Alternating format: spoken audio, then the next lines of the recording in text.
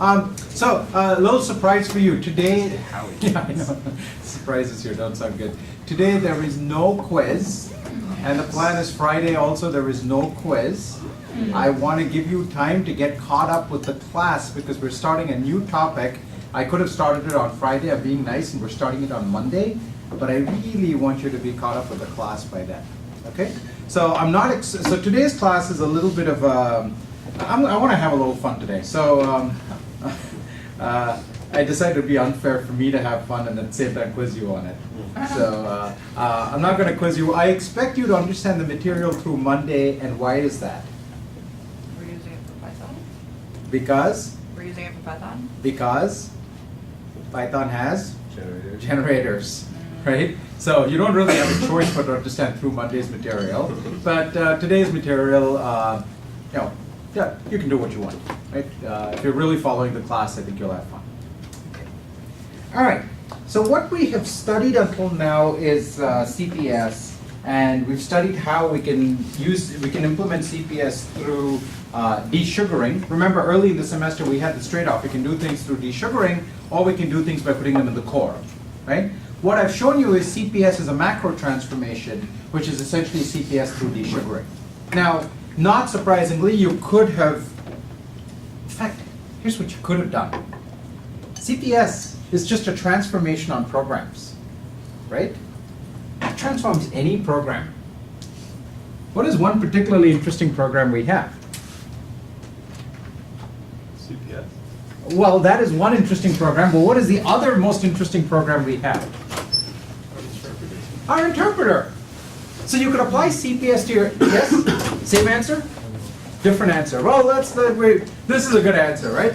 Our interpreter. So we could apply CPS to our interpreter, and what would that do? Well, it would mean that at every point, our interpreter would know the continuation, namely the rest of the computation, of whatever expression it was evaluating, right? At that point, we don't need to CPS the source program. We would just have a interpreter with a language that always knows its continuation. So the generator expression wouldn't need to be done through transformation. It would just have the continuation sitting as an extra argument, and it could snarf it and do all the same things that we were doing through the transformation. It actually looks surprisingly similar. I'm not going to bother doing it in class.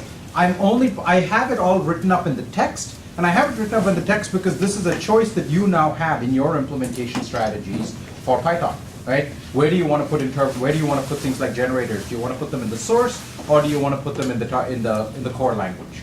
Right? So just because you have this choice, and this course we haven't talked about it for a while, but you've always had this choice if you do things by desugaring or do you do things in the core. And in this particular case, either way actually looks pretty similar. The code actually has a sort of surprising, there's a pattern here, right? And so that pattern just shows up in both places. So you have a choice. I wanted, for completeness sake, I wanted to show you the choices. So it's in the book. I'm not going to cover it in class. Okay? But if you're doing the Python assignment, think, wow, I really wish I could do generators in the core instead. Well, what do I do for that? Well, then that would be a good point to go read the textbook section on putting continuations in the core.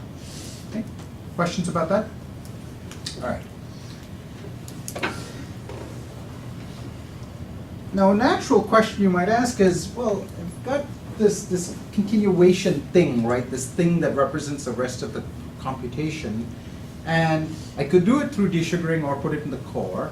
But either way, I'm using it for certain tasks, right? I'm using it to implement generators. What if I were to give it to the programmer? What if I were to directly give that continuation object to the programmer to let them build whatever abstractions they wanted? That is, could we as programmers implement generators entirely inside the language? Not given to us by the developer of the language, but just write generators in a language that didn't have them. And that's what we're going to do in class today. Okay? We're going to build generators for ourselves. And to do that, I have to show you some stuff to lead up. I've actually, if you're paying really close attention, there's something funny about the buffer I'm about to type in. Really close attention. Is the memory limit different? I'm sorry? Is the memory limit different? No, that's not the buffer I'm about to type in. Like over there. Yeah.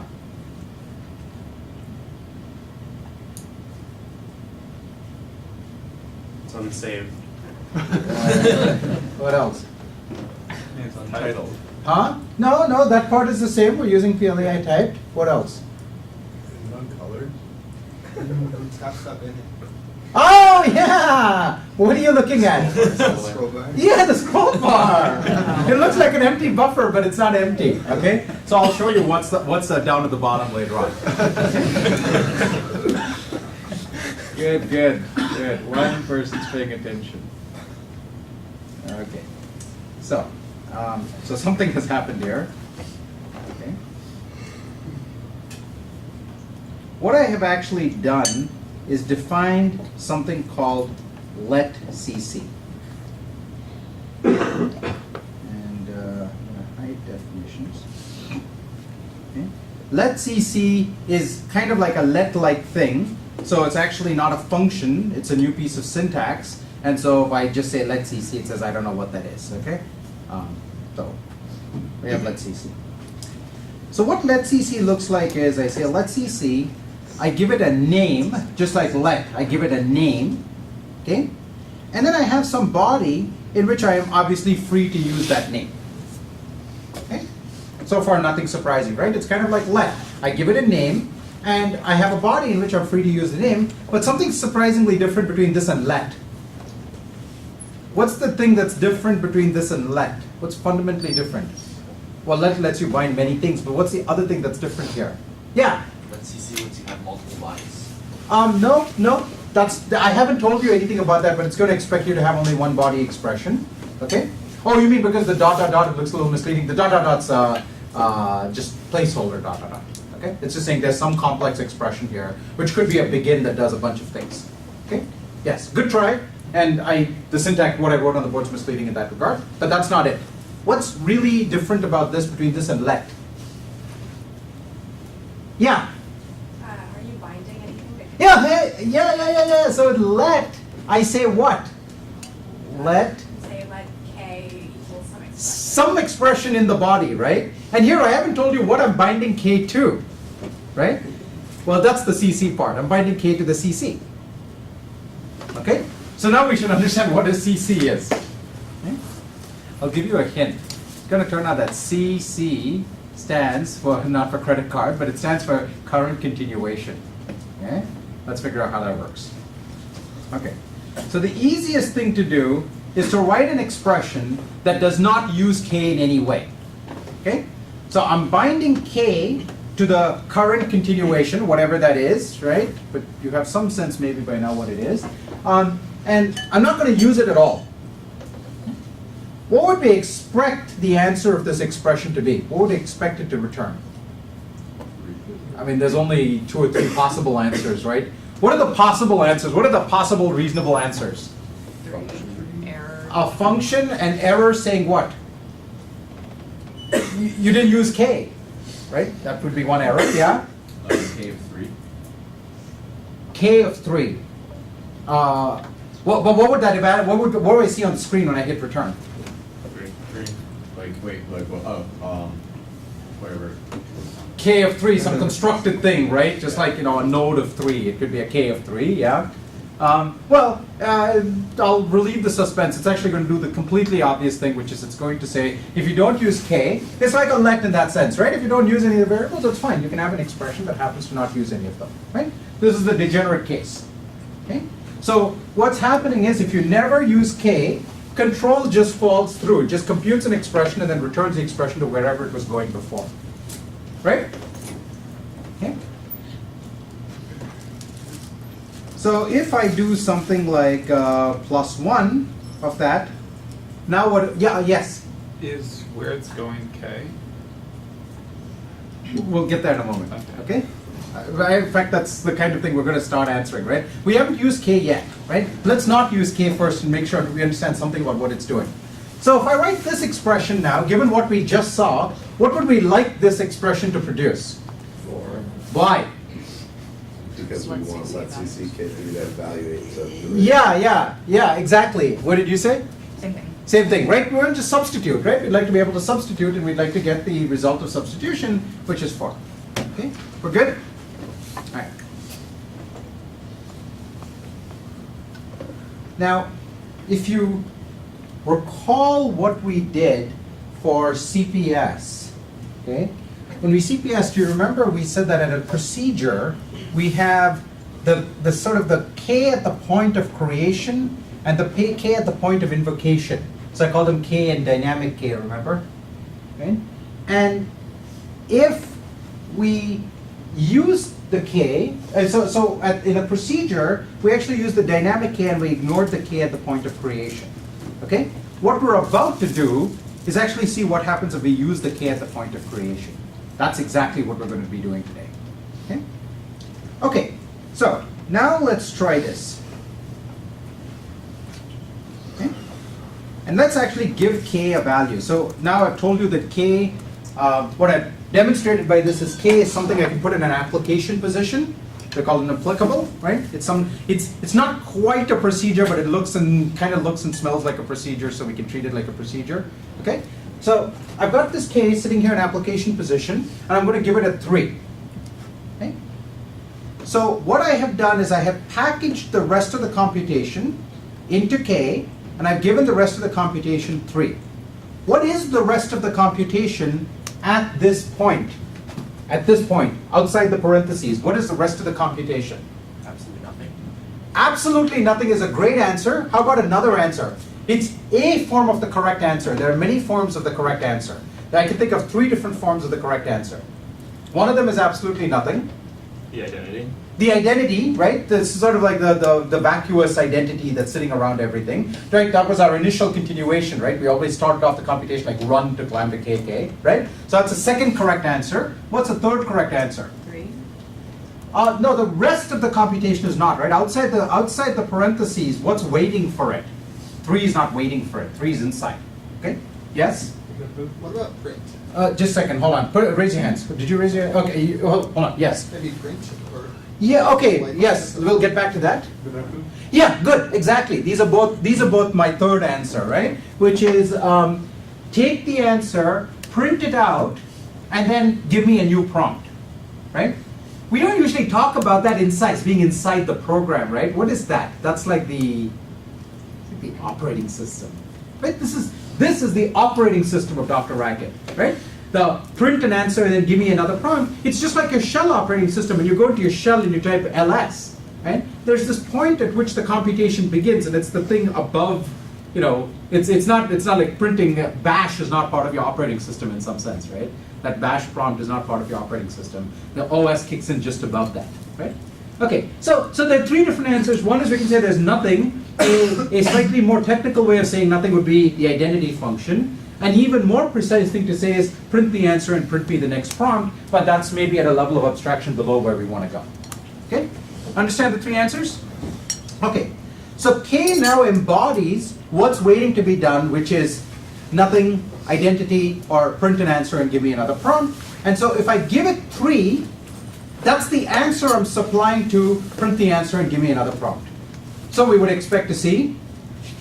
Okay? Good. Okay. Now, what if we put some expression inside here?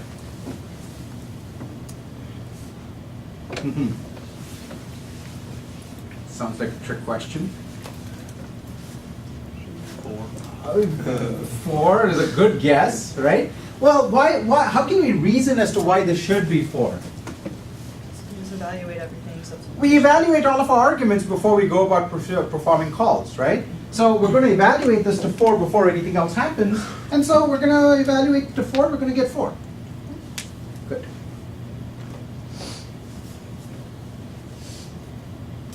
So if I put a +1 out here, now what happens? I'm ratcheting up a little bit now. I put a +1 outside. Yes? Does K now become +1? K now becomes, say that a little more precisely if you can. So K is now some function that takes in a value and then adds 1 to that value. Exactly. Okay, it's like lambda with a hole, right, representing the let's CC part, and it's going to say add 1 to whatever the value is given for the hole, and actually stop the program at that point because I've got a prompt sitting out there, right? So it's actually a little more subtle than that. It's actually saying add 1, because if I so there's 2 possibilities, right? If k is just a procedure without that stop the program, if I now apply the procedure that adds 1 over here, I've got 4 plus 1 plus 1. I get 6. If it's instead a procedure that terminates the computation, it's 4 plus 1, and then stop the program. It's 5. So you see there are 2 different choices here, and we have to be clear about which one it was. And that's why I told you there were 3 choices in the previous example, and the lambda XX was kind of precise, but not the most precise thing. The most precise thing was to say lambda XX and then stop the program, right?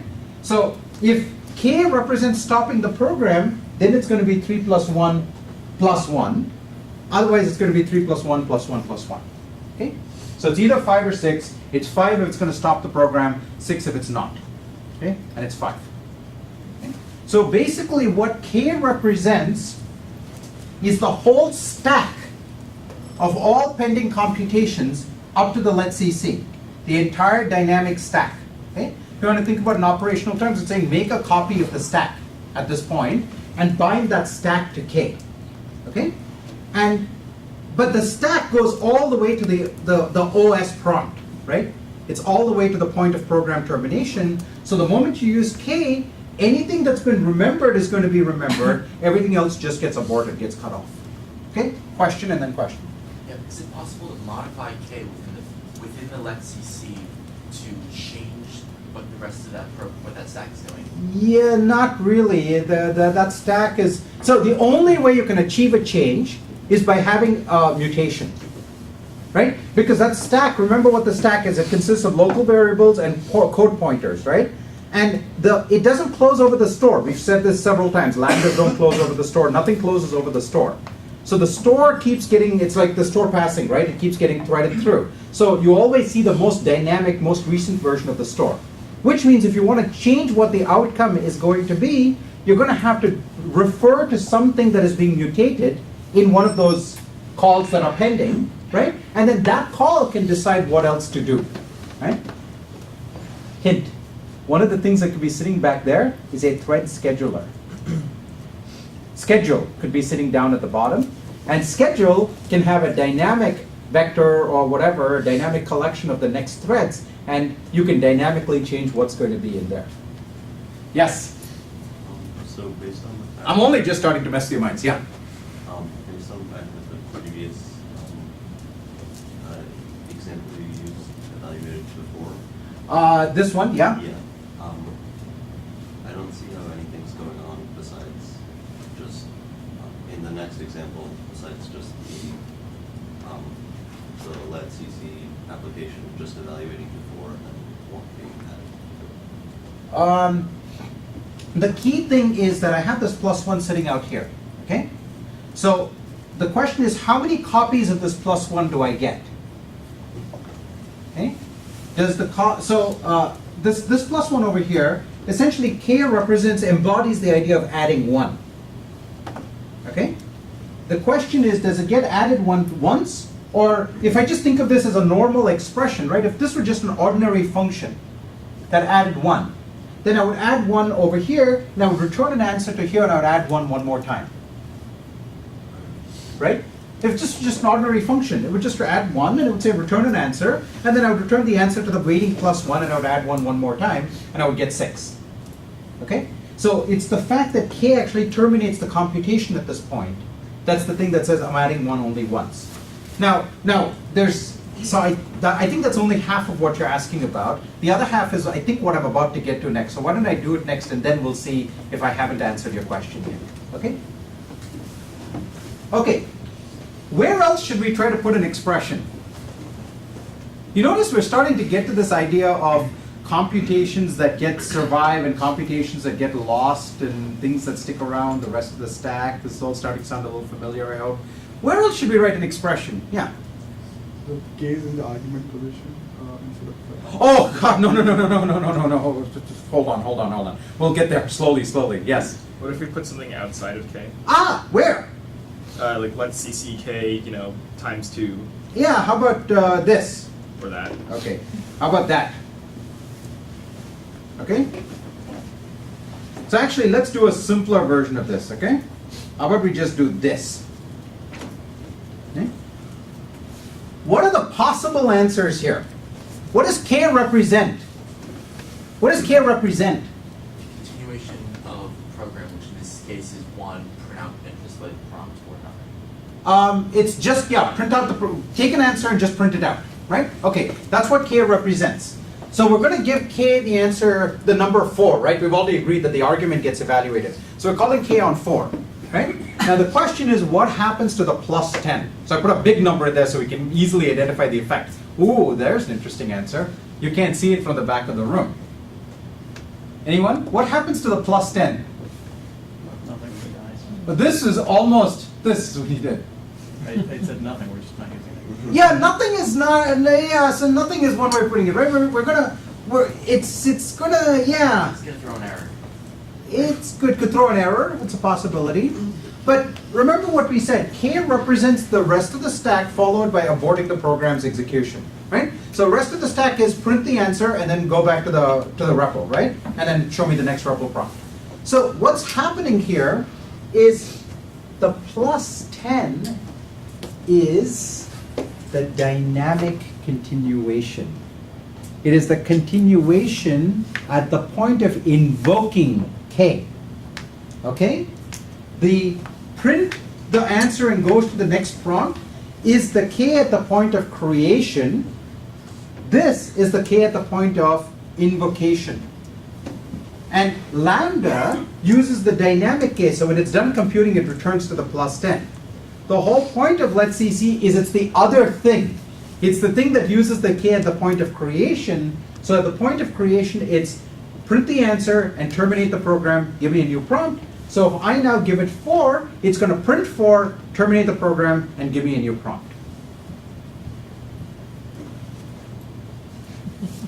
And the plus 10 got lost.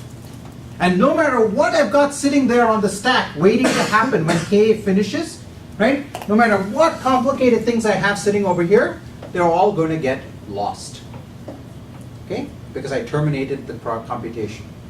So already we've used let's CC as a way of adding a new construct to our language, which is like an abort, right? Halt the program's execution. Now, what happens if I take the same program and add a plus 5 outside? 9. Everyone, stare at it for a moment. There's, well, how many numbers do we have? So we have a 4, that much we know. We have a 4 plus 5 as a possibility. We have a 10 plus 4 plus 5. We also have a 5 plus 10 plus 5 plus 4. Right? Those are all valid possibilities. And then there's, error, etc. But you can guess there's not going to be an error here. And we're a scripting language. We don't do errors. Come on.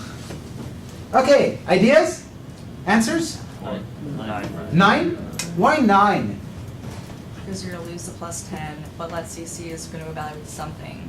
What is K bound to? That's what this depends on, right? What is K bound to? Adding 5. K is bound to a procedure that consumes a value, adds 5 to it. This is the K at the point of at the point of continuation creation, right? Add 5 to it, and then print out the answer and halt the program, right? So we're going to give 4 to 5. We're going to get 9. We're going to print it out and halt the program, and the plus 10 is going to be lost. Okay. Okay. Now I've shown you. I'm showing you like one-line pieces of code, right? But as I said, the previous thing I showed you is actually a metaphor for adding a new instruction to your program called like abort, right? Terminate. I've just shown you a metaphor for another kind of behavior that programs have. What does this look like? Return. Even better, exceptions. right? K is my exception handler, right? This is the point where I say try something, and this is the point where I say throw something. Right? What does throw do?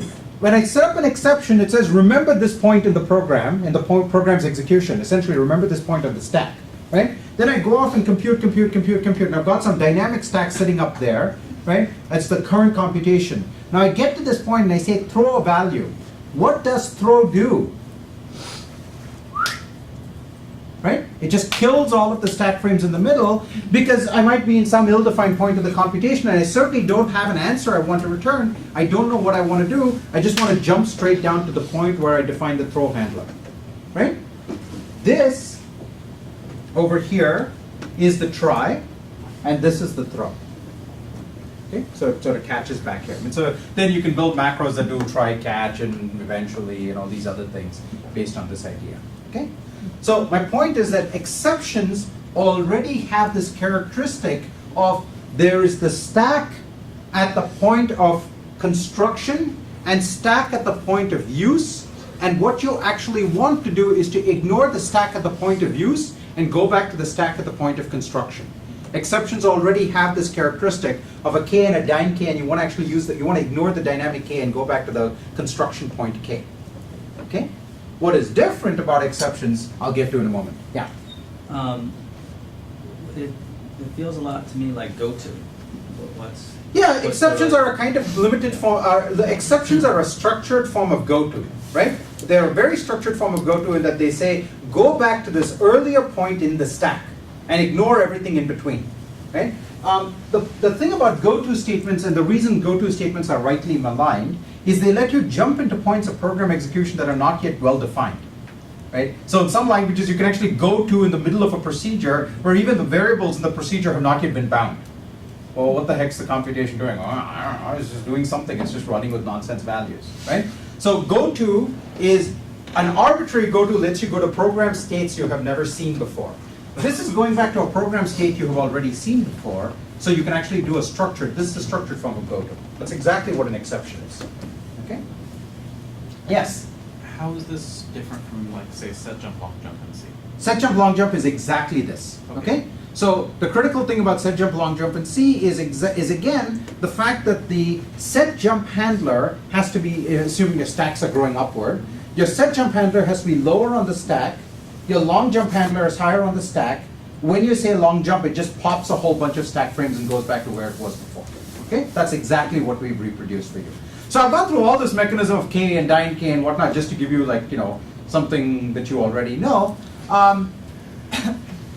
The difference is there's an insight here, which is this idea that there are two continuations, and normally we want the dynamic one, like lambda procedure calls operate with the dynamic one, and these exception-like mechanisms go back to the one at the point of creation, sort of the more static-y one. Okay? That's the little insight so far. But K is a procedure kind of value, right? Clearly is. It's a procedure kind of value. It's a value.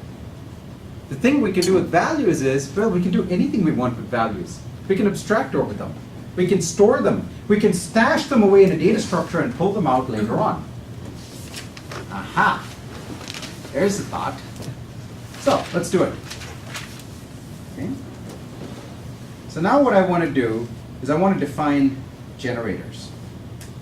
Okay. So I'm going to give myself a new piece of syntax. If I can, where am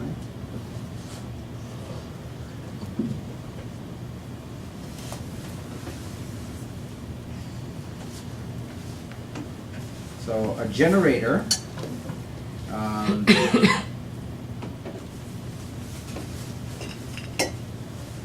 Generator has a name for my yield, whatever I want to call yield inside the body, right? I'm letting you choose as a user, or you can write a macro that like automatically captures the world yield. And I have some parameter that I'm giving it. That's the initial value that I'm giving to the generator to initialize it. Okay? And now, we've actually seen how to implement generators using CPS before, right? As a macro. Now we no longer need to use CPS because letCC gives us what CPS was trying to construct as that extra parameter everywhere, right? That extra parameter has now been automatically supplied to us by Let's CC. So let's first write the code at the point of entry. Every time I invoke the generator, I'm going to give it a value. Okay? What does the generator want to do when you re-enter the generator? What are the two things it needs to do? When you re-enter the generator, it needs to do two things at the point of entry. It needs to Just to go back to where it was last, where it last put out a value, and needs to store where it came from. Ideally in Continuation the- where it came from. ideally in the In the dynamic. opposite order. Opposite order. Oh, yeah. Okay? Yes. So it needs to remember where it came from. Okay? Stash that away. Stash that away. Notice, make a value out of it and put it in a data structure. Okay? And then resume where it was going to. So how do we capture? How do we get a handle of the continuation at the point of invocation? Do we have something that constructs the current continuation? That's what Let's CC does. Okay? So Let's CC, and so this is the caller's continuation, right? Whoever called the generator. So it's got the caller's continuation, and it needs to set bang where to return to be the caller's continuation, right? And then it needs to invoke the generator's continuation with whatever value the user supplied. Okay? Good? So I've just taken what you said and turned it into code. Now I haven't defined all of these things yet. You know, that's a bit of a problem, but you know, we can get there.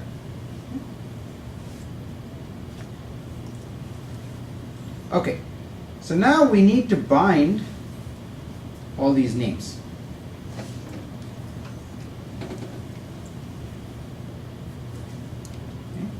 So what do we need? We need where to return. What is the initial value of where to return? Error. Yeah, so we don't know where to return, so we'll just say shouldn't get here. This should never happen, right? Initially, the first thing we're going to do is to set bang where to return, so we should never ever see this thing. Okay. Now, what is gen k? What is its initial value? Where did our body go? Huh? That seems to be its value, but we don't have the body in the syntax rules, right? Oh, is my macro broken? Oh, it is, thank you. I don't have a body for my generator. Somebody is paying attention, very good. Okay. Okay, I'm going to put these outside here because that's what's the one. Okay. Okay, so what do we do with the body now? The generator's continuation, right? The first time we call it, what's waiting to be done? The whole generator, which is the body, right? And then on subsequent instances, hopefully we've mutated it to be the appropriate rest of the body. Okay? So, what is the initial value of, this needs to be n, right? Because that's the name of the parameter. Okay? And what is the body? Well, it's just b, right? And what happens after the body is done? After we finish the body of the generator, what should we do? We have a choice We have a choice, and in particular, last time we decided, to return an error. yeah, we'll just give an error, right? So we want to first do the body, okay? And if we happen to get past the body, then we'll say we fell through. Okay? Okay. What is the only thing we have not yet defined at this point? Yield, right? Because B has in it some references, hopefully, to yield. And we haven't yet defined what yielding does, right? So what does yielding do? So yield, well, so yield takes a value, right? And what does yielding do? What do we do at the point of yielding? Yeah? You call caller k with a value. Well, what does yielding have to do? We have to get back to the caller, right? So we have a caller case sitting there saying who's expecting a value from the generator. We have to call it with the value. Do we have to do anything else? Set generator. Say that again? Set generator. Say where the generator is going, is currently, right? Because we want to resume where it started off. We have to give a value for gen k. What is the value of gen k? It is the current continuation at the point of calling yield. How do we get the current continuation? So it's the yielding continuation, right? And what do? We do two things. We set bang the gen k, the generator's continuation, to be the point at which we yield it, right? Because then we want to resume from right there. And then we want to send where to return, we want to send it the value v. Okay. Okay. I have no idea if this is going to work, but let's give it a try. Okay. So let's write a few generators first. So let's write a generator that's generator yield some value n, and then it does a letrec loop and it does what? Yields yield k, and then loop of k. And it drives the whole thing from loop of n. In the let rec, doesn't it need to be y instead of yield? No, because yield is the name I have chosen to give for the yielder. So YLD is going to be Y, and Y is going to end up over here. Oh, this That needs one. to be Y. That Yes, one. yes, yes, yes. Thank you. Thank you.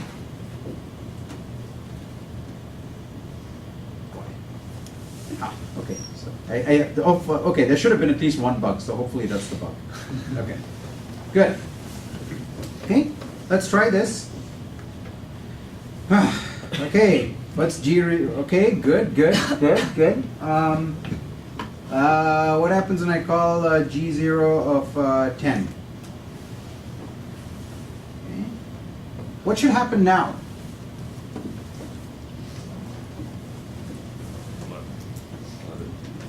Why 11? I'm giving it 10, right? Yeah, it's not gonna restart the lambda. Yeah, it's going to resume from where it left off, and I'm just ignoring the parameter that I'm giving it. Right? I've just been ignoring that parameter. So it says you can keep giving me whatever values you want. I don't care. I don't take that value into account. Why can't it type this? I'm sorry? Why can't it type this? It actually did, right? No, yeah, but why can't it type it further to number? Yeah, doesn't need to yet. We may get to this at the end of talking about ML type inference. May. Okay? The underscore there is suggestive. It's actually saying that this is a type variable that may be mutated to be something else. Yeah. Yeah. It's not saying it's not a number. Okay? How's that? For completely, okay. It's a type that's valid for 12. That's right. That's exactly. Thank you. So how about we do this? Let's do another generator. So it takes an n, okay? And this time,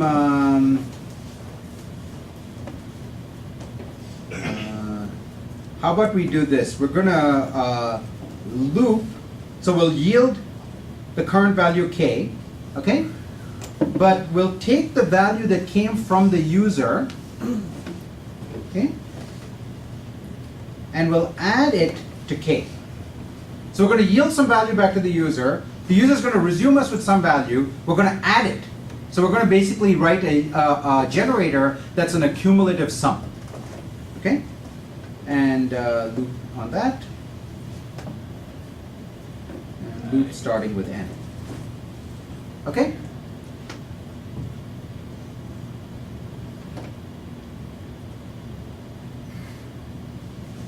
Okay, so G1. Okay, G1 is a procedure, right? And it's saying alpha to beta because basically from its point of view, all the paths out of the generator seem to yield an error. and errors of any type you want it to be. It's defined by any type so that it unifies to any type you want. And so it's saying it takes some value and it eventually produces whatever value, whatever type you want, because it's just seems to this thing only ever seems to end in errors, which is true. It only ever ends in errors, right? It's just we're interested in the behavior before it ends. Okay. Okay. So let's call G1 on. How about we call it on 0? That's our initial value. Okay. What happens now when I call it on, say, 5? 5. Okay, what if I call it on 5 again? 10. Right?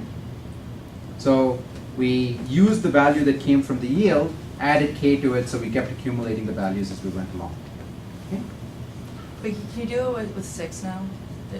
Does it store the 5, or if you give it a 6, it'll be 26? Oh, yeah, absolutely. I'm sorry, yeah, absolutely. I shouldn't. So what should we get now? 26. 26? And if I do that again? 32. 32. Okay. Yeah. It really, that's good. That's a good question because it's making sure that it really is taking the value that I gave it and going from there. Okay. So now notice what we've done. Okay. We talked about how these K things are just like set jump, long jumps, exception handlers, and so on. But all of those are things that simply just nuke out a bunch of intermediate stack frames. That's all they do. Okay? Here, I captured this yield K, and I've said this is the current stack, right? At the point where I did let's see. But I've stashed it off into some variable, gen K. It's just sitting there off in some variable there. And what have I done? I've done W2R. What is W2R? What kind of value is it? A W2R, what kind of value goes into W2R? Where does it get its value? Point on the screen. Come on, up, down, left, right. Up, down a bit, up, right there? Yeah, so I'm setting W2R to be color K, and what is color K? What kind of thing is that? It's a continuation. So what I've done is, I have set gen K to be a stack, and then I've thrown V to a different stack. Right? So I captured this stack, made a copy of it over here, and then pulled out another stack and started running with that. And at some point I do a yield, so I captured that stack and put it away on the side, and I captured the original stack of the caller and I return a value to it. When it decides it wants to call the generator, it calls into the generator, which basically captures the current caller stack and stashes it off somewhere else, and jumps back into the generator stack. The generator runs for a little while, captures its stack and puts it off on the side, and goes back to the caller stack. Okay? So, unlike set jump, long jump, which can only nuke frames, I can only erase part of my stack, here I'm actually switching between multiple stacks. Right? So generators you can't do with just exceptions. If all you have is exceptions in your language, you cannot build a generalized generator mechanism because exceptions only erase stacks. They don't copy off into multiple stacks. Here, I actually have W2KR and GenK are truly two distinct stacks, right? And I'm actually doing stack switching between the two stacks. Here I'm saving one and switching to the other. Here I'm saving the other and switching to the first. Okay? I'm actually truly swapping between two stacks. So now you can think about, if I had more stacks, well, that's what threads are, right? A thread scheduler is simply something that has multiple continuations, lots of little stacks, and I just keep switching between each of those stacks in some sort of scheduling algorithm fashion. There's a hand. You had your hand up. So we talked about storing the continuation somewhere else. That's just in the closure of the lambda that you're returning. Yeah, so that's a good question. In an actual implementation, what you do is you honestly copy the stack. Now, copying the stack can be expensive. So in an actual implementation, you usually have a lazy copying of the stack because there's no need to copy more of the stack than you actually visit. Right? So you copy part of the stack and you give yourself a stub saying copy the rest of the stack if you ever get past this point. So there are some pretty clever implementation techniques. So if you have a clever enough implementation technique, you can actually use this to build your entire thread structure and get something that's almost, basically as efficient as having native threads, because that's all native threads really are, right? So you really are, the right way to think about the implementation is as copying stacks, even though in principle, yes, K is just closing over some continuation, over some, yeah. So if you mutate the stack at a point above both K and the original K, Yeah. only one of them is going to be that mutation. Well, you can't mutate the stack. You can only mutate variables that the stack refers to. Right. Yeah. But if you did that, yes, whoever's above will see it and whoever's below will not, yeah. But, so the semantics you want with threads is that that there are certain things that are local to the threads and certain things that aren't. Yeah. So the way you achieve thread local storage here is you have Lambda. Lambda is thread local storage. Exactly. Yeah. Okay. Question. I think you answered. It's more about the performance and. Yeah. Yeah. So the performance is, think of it as stack copying, but think of it as lazy stack copying. And depending on, we'll spend the last few minutes slightly differently. So that Because you could do this with an object with mutable state if you want, so that, and you sort of have the programmer knows the bound of how many resources they're using, whereas this, if you didn't know that your implementation. Yes, so your implementation has to be clever because you may capture too much. So in fact, there's a more clever version of this that is basically what is known as delimited continuation, to say I really only want the stack from here to here. And then you can actually set bounds on it, and that's an interesting concept in its own right. Okay? I may or may not get to that. Let me just show you the part that's sitting at the bottom of my code. Okay, so let's CC is actually a macro. It's a macro over something else. It's a macro over something called call CC, which is a procedure. So call CC is a procedure of one argument that takes as an argument a procedure of one argument, whose value is a procedure of one argument that gives you the current continuation.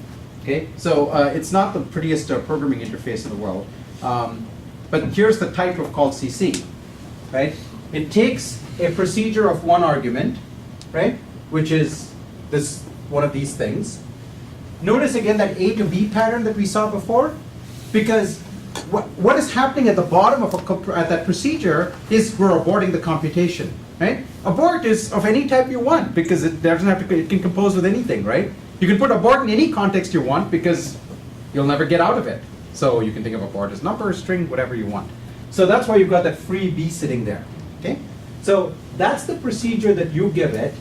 It is then invoked, right, with one argument, which is the value you give to the continuation, which value shows up at the point of continuation creation, and therefore the whole expression, the whole call CC expression, when applied to something, gets the value that you gave to the continuation. That's how you read that type. If it's not immediately obvious, I would not blame you. Okay? But it's also kind of hideous to program with, and that's why we write this. But you can ask yourself questions like this. You can't quite do this in the type language, but you can ask yourself this. Call CC is what? It's a procedure of one argument that takes a procedure of one argument that gives, right? Well, so call CC takes procedures of one argument. So surely you can do that. What does that evaluate to? 3. I'll give you one more expression. Those of you really following along, let me give you one more expression to think about. I once wrote to Dan Friedman, who was my advisor's advisor, and I said, let CC is so much nicer. Why the heck do we even have call CC as a primitive in the language? And I thought he was going to give me the story about, oh, look, we want the core language should have just the procedural features. You can build whatever you want as macros and whatnot. He's like, nah, it's because I can write puzzles like this.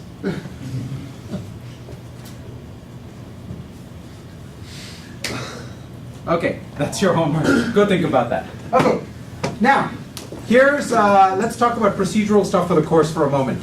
As I said, I don't expect you to follow everything that we did in class today. The latest the Python assignment's finally gone out. You are encouraged to work with a partner. I would prefer teams of 2. I'm willing to have teams of 3. I'm also allowing you to work solo if you prefer to, right? So if you really want to go for glory, go solo, go for it, knock yourself out. If you'd rather work with a partner, that's fantastic.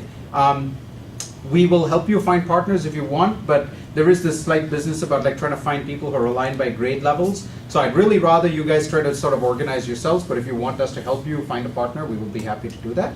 Okay? Basically, tell us what your name is and what grade level you're looking for, because that makes the matching process. That's what we're trying to do for matching, right? I want to work with somebody who's looking for this grade level. So tell us, I want this person, a person at this grade level. We'll try to identify people. Friday's class. So as I said, I could start with the next topic on Friday. I think I want to give you guys a little bit of a break to get caught up on your readings and homeworks and start thinking about Python. So we have a bunch of choices. I could show you more continuation stuff, which is, I would love to. We could do something else. I could also just take questions. Any questions you have about the course, about the material, anything at all. Quiz questions, past quiz questions, things like that. What would you like? I can't come in and do spontaneous lectures, so I need some preparation time. What would you like for Friday? More continuations. More continuations, that's one possibility. Other answers? Yeah. You do continuations, but leave like 15 minutes for just general questions about the class. Yeah, or maybe even in the other order, I could do like questions at the beginning of class or something like. How about we could do that? Okay, so some combination of continuations and questions is what the class is leaning towards? Yes? Okay, good. All right, continuations plus questions. Do we send you the questions? Oh, no, just comment questions. I would prefer to